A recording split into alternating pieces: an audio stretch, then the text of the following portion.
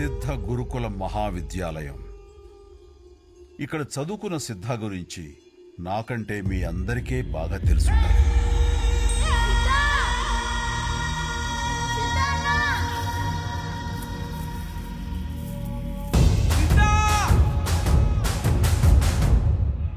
ఈ ధర్మస్థలి గురించి అతను చేసిన త్యాగం ఇక్కడున్న ప్రతి రాయి రప్ప మర్చిపోవనే అనుకున్నాను.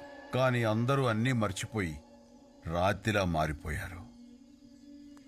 ఇవన్నీ చూస్తూ కూడా మీరు కొలిచే ఘట్టమ ఎందుకు ఊరుకుండిపోయిందో నాకు తెలియదు గాని నేను మాత్రం ప్రతి రాయిని తడుతూనే ఉంటా, మారకపోతే తంతూనే ఉంటా. రామా,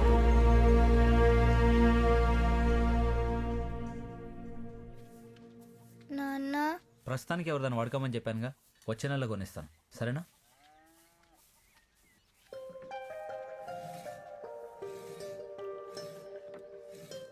మా ఉమాదేవి ఎప్పుడూ నవ్వుతూ ఉంటుంది కదా, ఈవేళ ఏమైంది?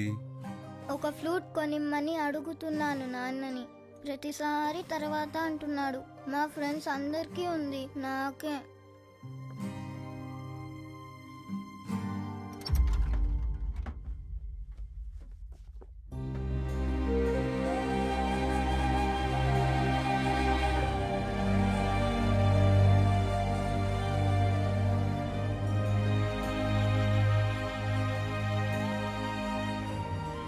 హే ఫ్లూట్, మీ దగ్గర కూడా ఉందా? మీకు కూడా వచ్చా? ఆహా, ఇది నా ఫ్రెండ్ది. అతను గుర్తే నా దగ్గర ఉంచుకున్నాను. అవునా, అయితే వద్దు. ఆ, నువ్వు నా ఫ్రెండ్వే కదా, నువ్వు దీన్ని వాయిస్తుంటే నా ఫ్రెండ్ వాయించినట్లుగానే ఉంటుంది. అవునా?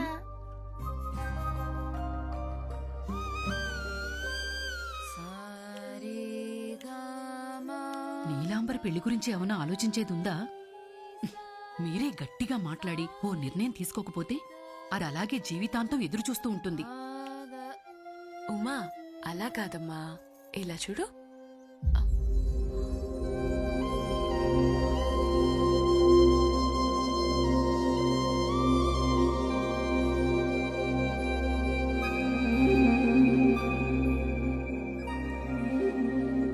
ఇది ఎక్కడిది ఉమా?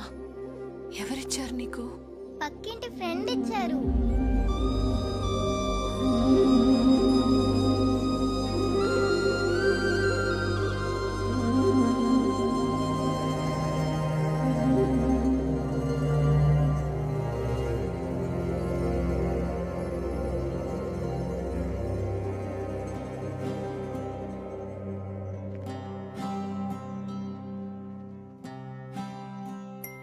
ఎవరు మీరు?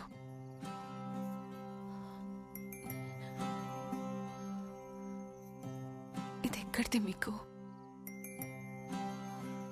ఇదెవరిచ్చారో చెప్పండి. సిద్ధ. సిద్ధ తెలుసా మీకు?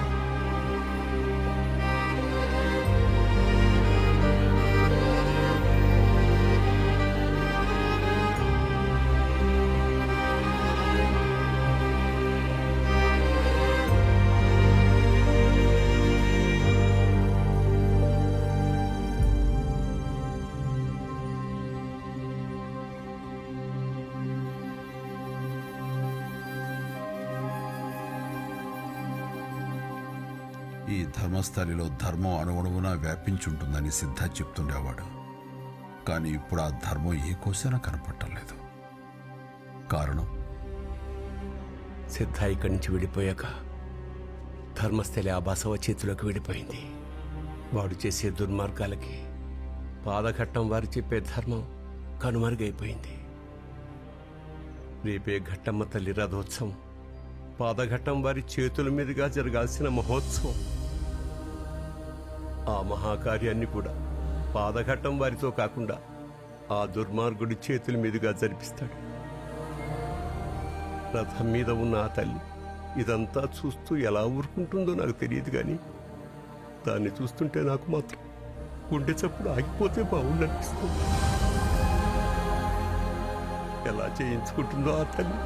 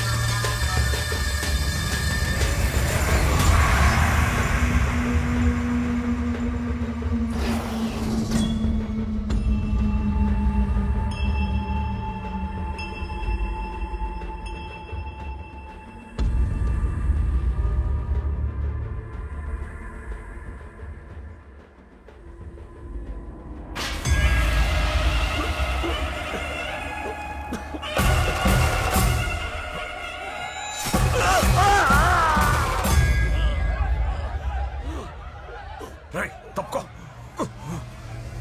బావా.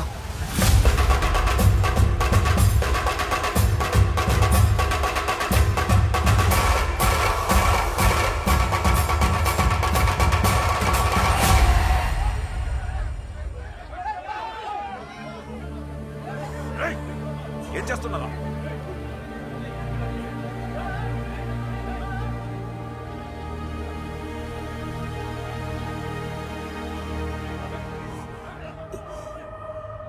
ముహూర్తం దాటిపోతోంది. ఊరేగింపు ప్రారంభం కావాలి. రక్తం చెందిన హస్తంతో లాగడం అపచారం. రథాన్ని ఇంకెవరైనా లాగాలి.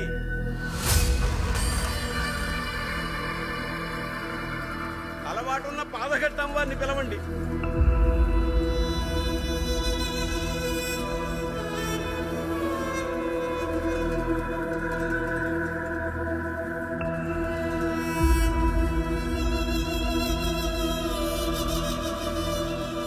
సమయం దాటిపోతోంది. పాదఘట్టం వాళ్ళు రావాలి.